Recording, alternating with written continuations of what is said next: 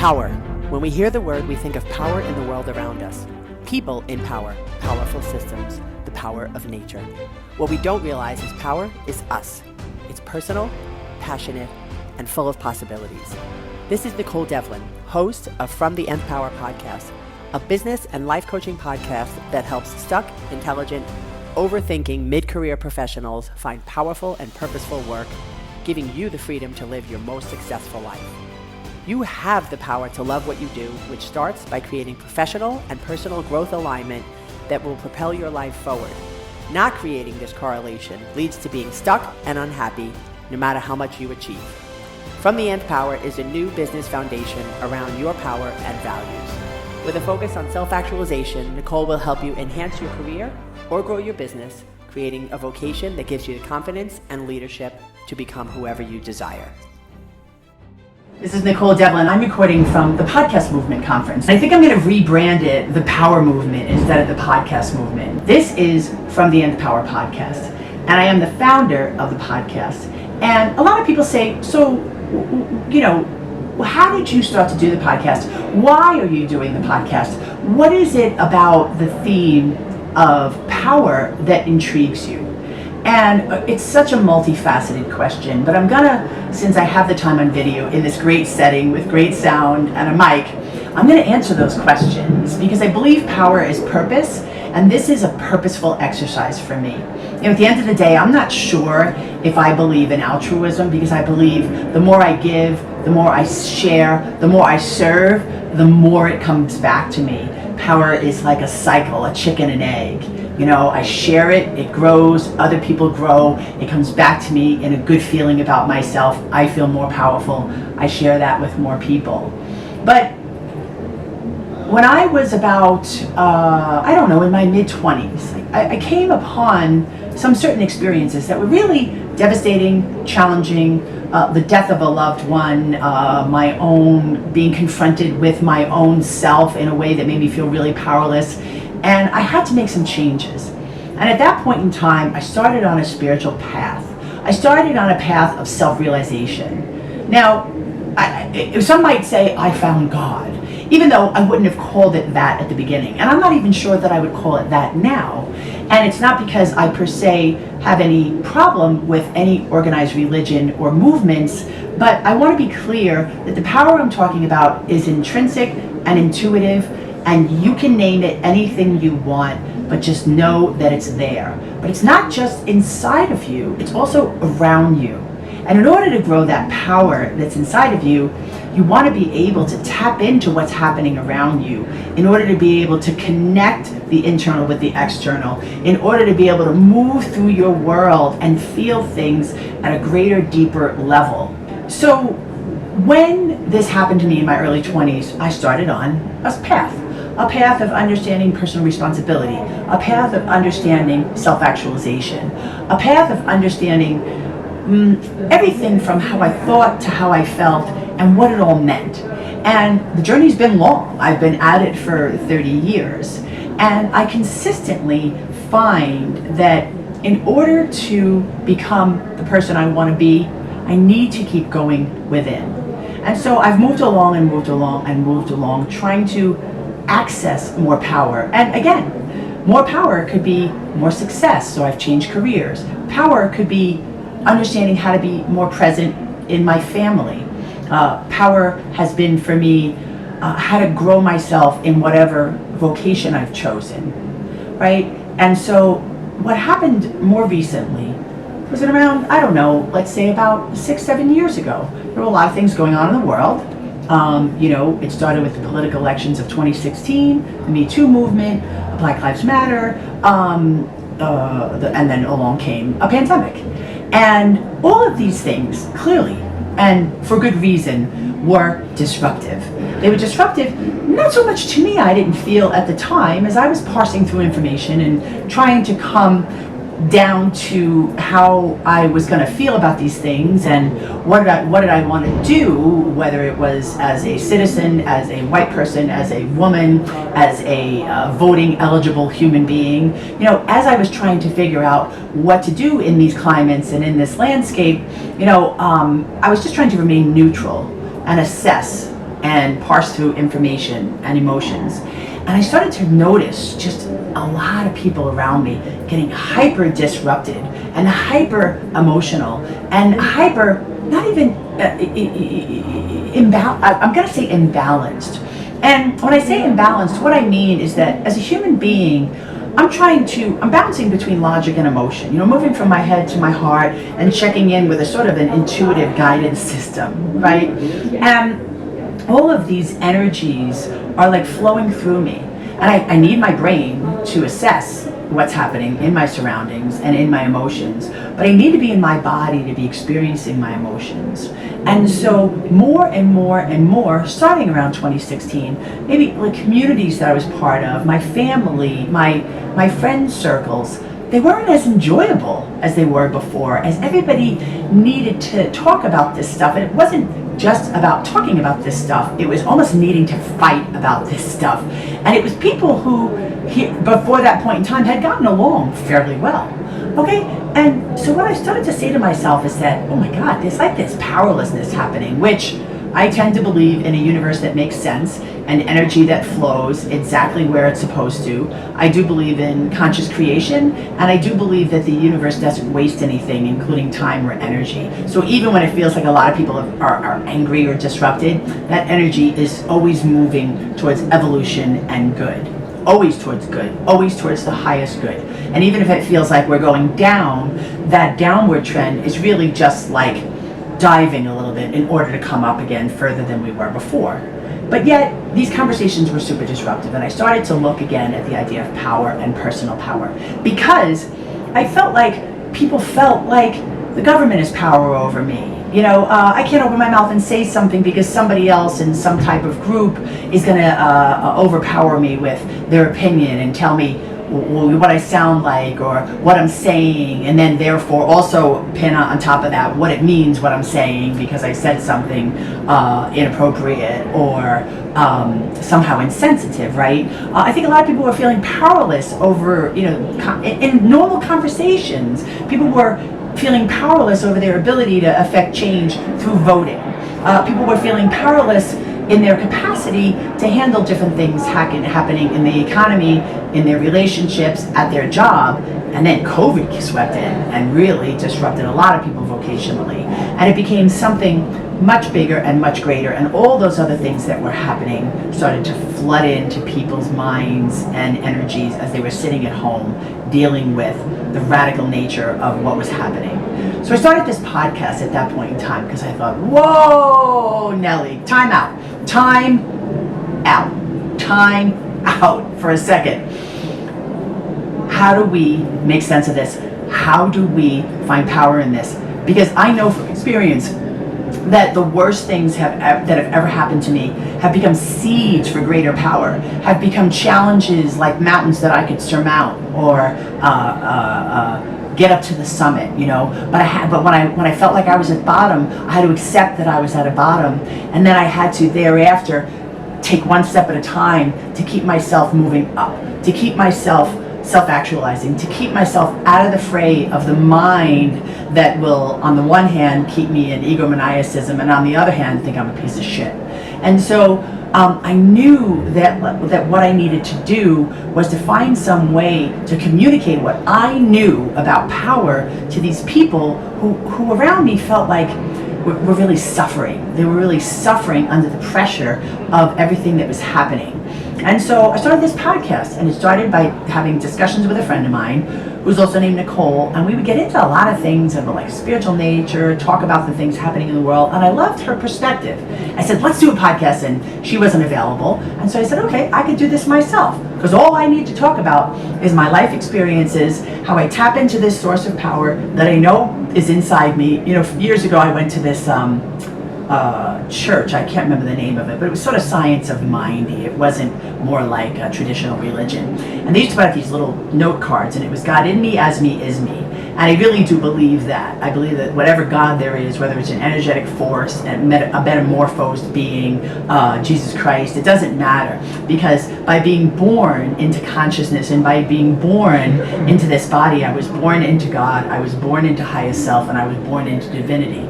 And the thing is the human experience distracts me from that divinity, and it distracts me from my own power. And part of how it does that is it uses my mind to contrast and compare myself to other people instead of bonding and linking and connecting with other people. How it does that is it tells me that I'm not enough, and there's ways that, for example, I lack the confidence to do or be what I want to do or be. And so I've been going along doing this on just whatever theme came up on a daily basis, right? The basis of conversations that I have with people. I'm extremely extroverted. I continue to live a self-actualized life. I'm in my 50s. I have an active exercise program. I like people. I do work I love. And so here I am at this conference. And I want to go back to a little bit more about defining power, and then I want to correlate that to what I'm experiencing at this conference, which is really powerful, right? Power is success. Power is being. Power is strength. Power is sometimes weakness. Power is courage. Power is the nature of self within the body, right? And the life experience, while it distracts from power, it'll also tell you that certain life experiences, like having a nice house, a nice car, a perfect mate, will actually give you the power that you want. And it doesn't, and it never will.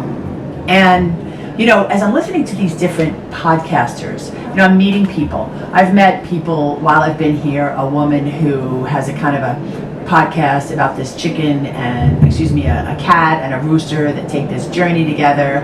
I've met a man who has a podcast about, he says, black men doing dope things. I've met a woman who has a podcast about women's health issues. I've met a podcaster who is talking about how to handle the challenges of disability, and not just physical disability, which he is physically disabled.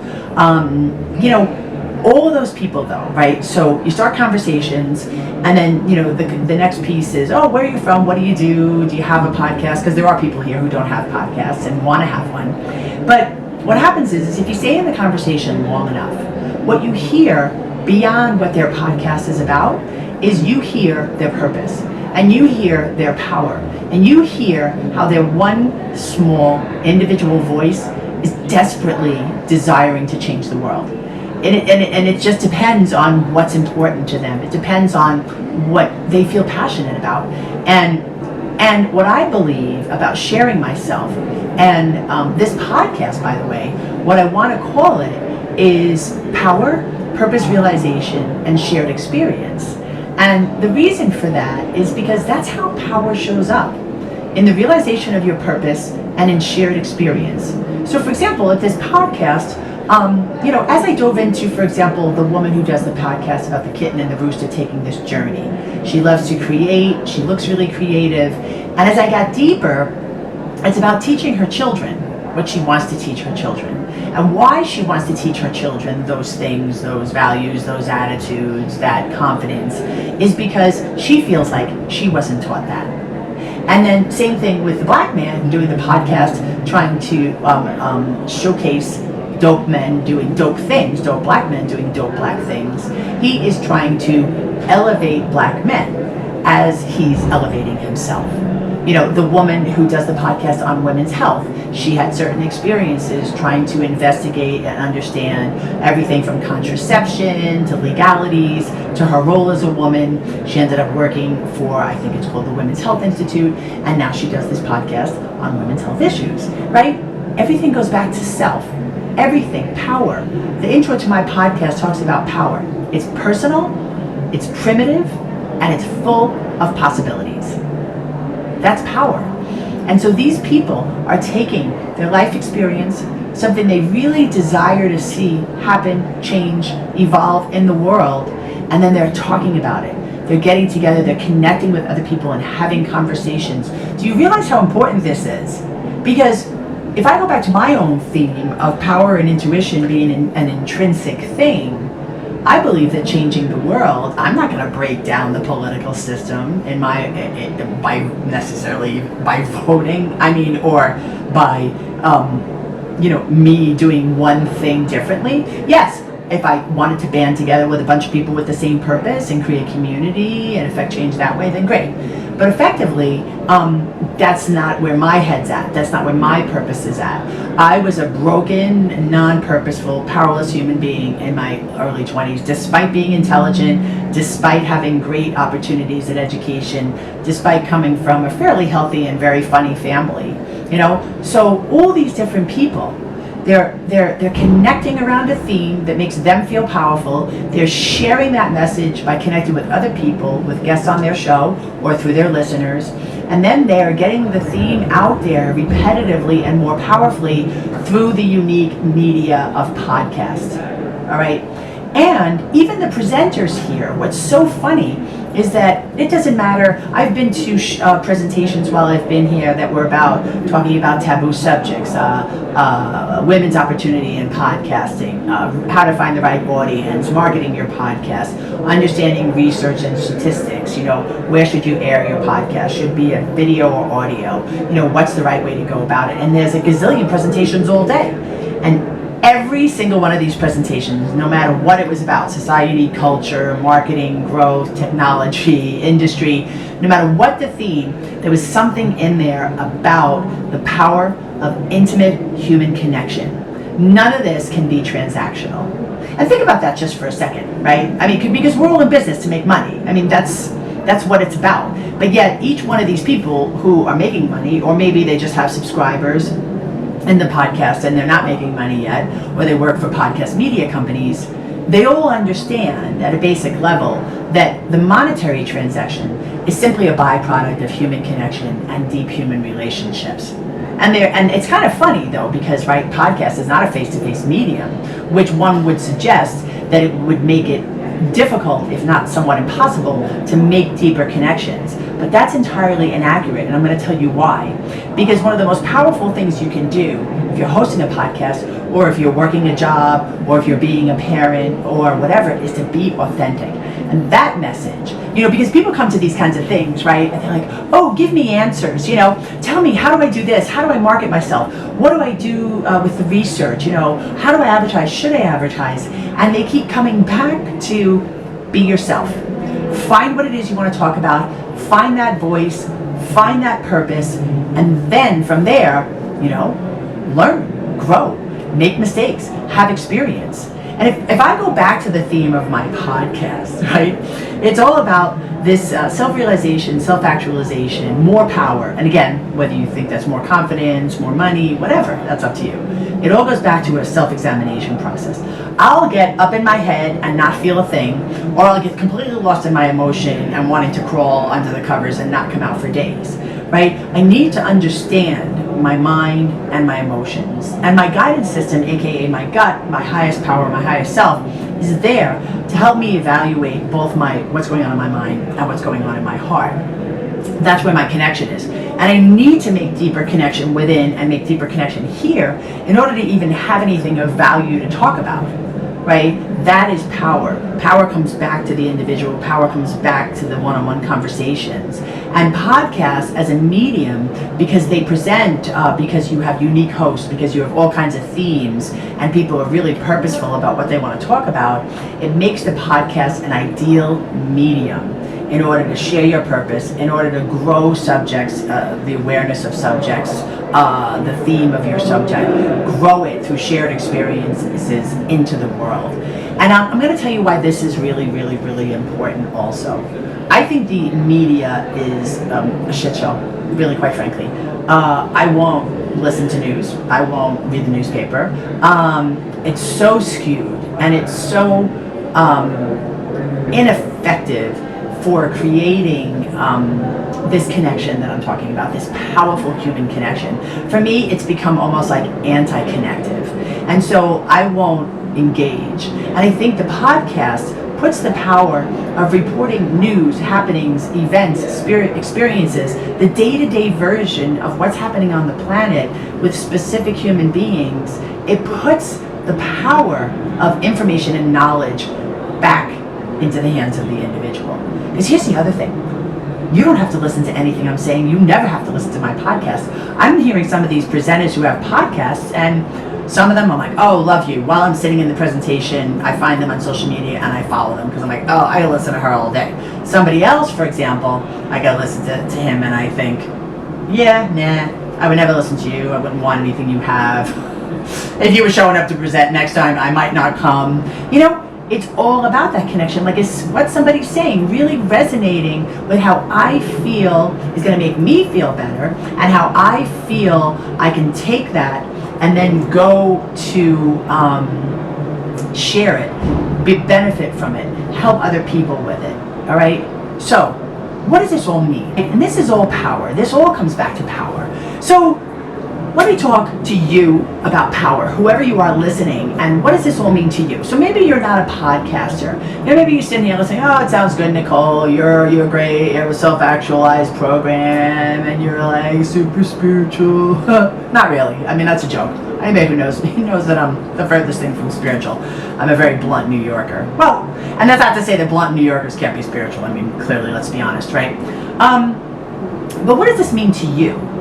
I think a friend of mine used this great expression the other day about purpose realization.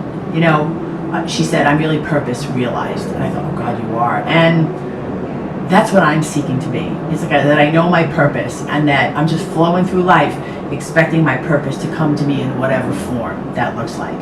And for some of you, you know, you're sitting at a dead-end job, you don't want to leave, and you can't leave, and you just sort of like, well, what do I do now? Well, you basically, you know, find a way to make a change.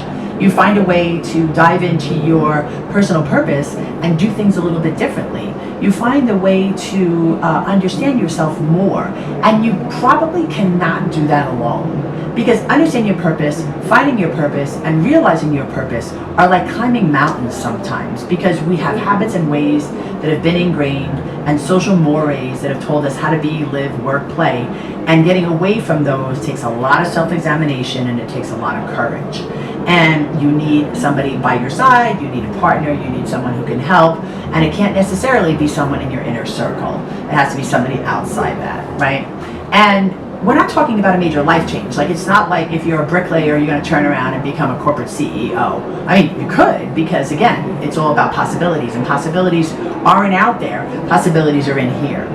And so as you're looking at your life, as you want to know what the answers are, as you're asking yourself what's the next phase of your life and where do you want to go and what you imagine yourself doing, you know, these are deeper questions that you're going to have to look inside, but you're also going to have to look at your circumstances. And that takes a lot of neutrality and it takes a lot of consistency and perseverance. And so, you know, if you want to realize your purpose, if you want to do something differently, give me a holler. I'm at Nicole@NicoleDevlin.com.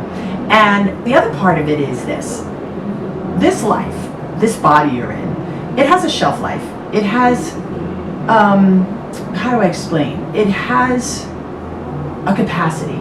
But the problem is it is limitless in a lot of ways. And you are living limited.